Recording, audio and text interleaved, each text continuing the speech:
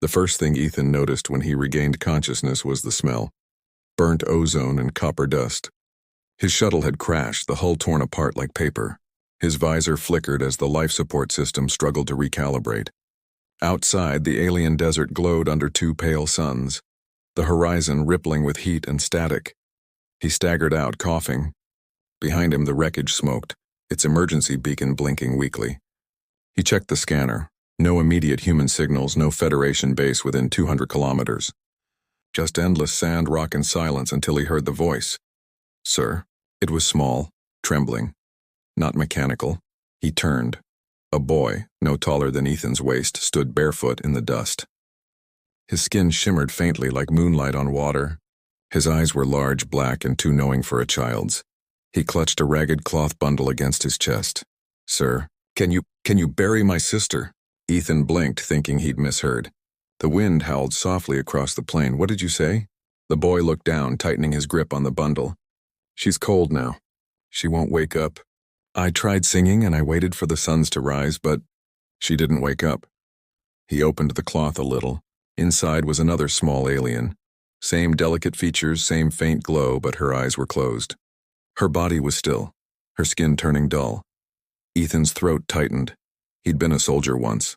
He'd buried people before, comrades, civilians, even enemies. But this was different. This was a child asking a stranger for mercy. The desert wind kicked sand over his boots. He looked at the boy again. What's your name, kid? Lou, the boy said softly. And your sister? Vera. Ethan looked at the horizon, then back at the crashed shuttle. He could survive a few days if he rationed what he had. But the child, he was dehydrated, trembling. Probably hadn't eaten in days. Ethan sighed. All right, Lou, we'll bury her. The burial, he scavenged a small shovel from the emergency kit and began to dig. The ground was stubborn. Dry, cracked clay mixed with metallic dust, but he kept at it until the hole was deep enough. Lou knelt beside him silently, holding his sister's hand until the very end. When Ethan finished, he stepped back. You want to say something? Lou nodded. He pressed his little fingers together, glowing faintly as he whispered words Ethan couldn't understand. A prayer, maybe, or a song. The language rose and fell like wind over water. When the last handful of dust fell, Lou looked up at Ethan. Thank you, sir. Ethan felt something twist inside him. You're welcome, kid, but the boy didn't move. He just stood there staring at the mound of dirt. You have somewhere to go? Ethan asked. Lou shook his head. Our home burned. The skyfire came last night. Everyone ran. I ran too, but the hunters came. Ethan frowned. Hunters? The boy nodded. Metal ones. They fly and burn everything. Ethan's stomach sank. That sounded like the Federation drones, the same models used to clear out hostile colonies during mineral disputes. He'd seen them in action before. The brass called it pacification. He called it slaughter. The journey Ethan couldn't leave the boy there. So he brought Lou back to the shuttle. He gave him water and one of the nutrient bars. The boy ate slowly, eyes fixed on Ethan's every move. Where are you from, Lou? Ethan asked. Over the Red Hills, the boy said. But there's nothing there now, Ethan sighed. He checked his beacon, still weak. It might take days before a rescue signal was picked up. All right, he said, packing the survival bag. We'll head to the ridge. Maybe we can boost the signal there. They walked side by side under the burning suns. The boy said little. Occasionally, he'd glance at the sky as if expecting the metal hunters to return. At dusk, the air turned colder. Strange crystalline insects buzzed in the shadows. Ethan built a small fire with carbon fuel rods and watched the boy curl up beside it, exhausted. Sir, Lou murmured. Yeah? Why do humans bury the dead? Ethan poked at the fire. Because we can't stand to see them disappear without meaning. The boy tilted his head. Meaning? It's a way to remember, Ethan said softly, a promise that they mattered. Lou thought for a long time, then whispered, Then I'm glad you helped her matter. Ethan didn't sleep that night. The truth in the ashes on the second day they reached the ridge. From there, Ethan saw what the boy meant by skyfire. The entire valley beyond was blackened. Villages turned to ash, the ground scorched with blast marks. Lou stood beside him, silent. His small hands trembled. Ethan clenched his jaw. Your people didn't do anything to deserve this, did they? Lou looked up. We found stones that sang. My father said humans wanted them. We said no. Then ships came. Ethan's stomach twisted. The Federation had orders to secure all resource sites. He knew what that meant. He'd been part of it once before he deserted. He looked at the boy. So, the metal hunters. They came from my people. The boy didn't speak. He only watched Ethan with wide, unreadable eyes. Ethan took off his helmet. I didn't know, kid, I swear. I didn't know. Finally, Lou said. Then maybe you can help make it stop. The beacon, they found an old comms tower near the ridge, half buried in dust but still standing. Ethan climbed it, rewired the panel, and boosted the distress signal. While he worked, Lou wandered near the edge, humming softly. You really think your people will come? The boy asked. Ethan hesitated.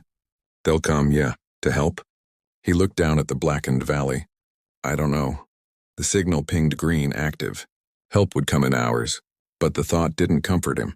He'd seen what the Federation did to witnesses. If they found Lou alive, they'd silence him too. The decision that night, the wind howled. The fire flickered low. Ethan sat awake, watching the boy sleep. He thought of Earth, of medals, orders, men saluting without seeing. He thought of the lies he'd told to survive. He looked at the small alien beside him, so trusting despite everything. At dawn, he made his choice. When the rescue beacon started flashing, Ethan switched it off. He smashed the transponder with a rock until the light died. Lou stirred. Sir?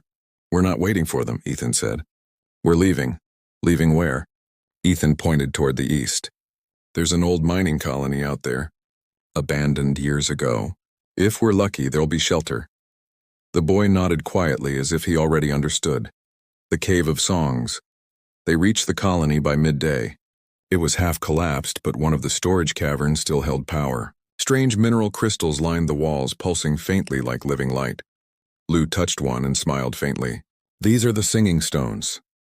Ethan listened and swore he heard it too, a faint hum, almost like a voice. He helped the boy build a small resting place near the wall, a mound of stones for Vera, topped with one of the glowing crystals. It bathed the chamber in soft blue light. Lou placed his hand on it and whispered again in his language. Ethan knelt beside him. What did you say?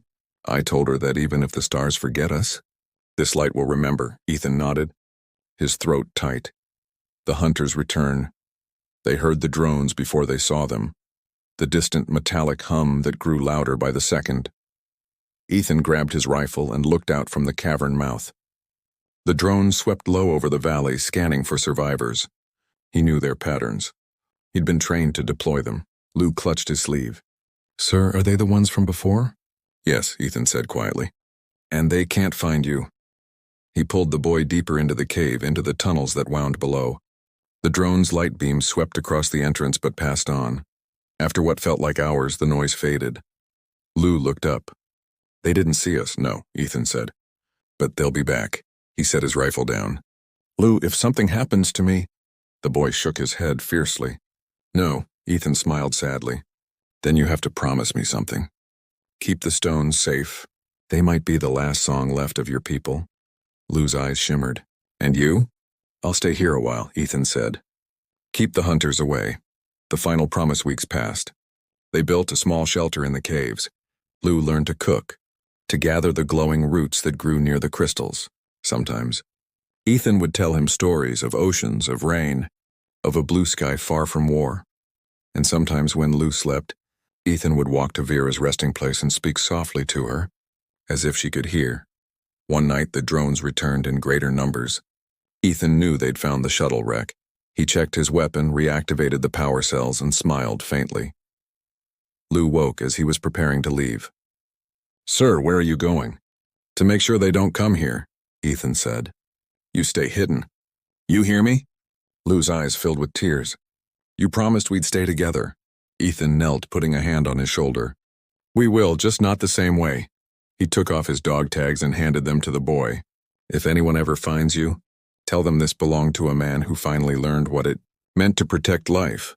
Lou clutched the tags as Ethan turned toward the light of the approaching machines. The last thing the boy saw was the shimmer of gunfire, reflecting off the crystals like stars falling inside the cave.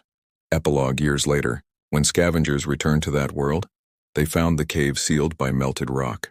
Inside, a small mound glowed softly beneath a single crystal. and beside it a child's carved words, shaky but clear. Here sleeps Vera and Ethan, who taught me that to bury the dead is to love the living.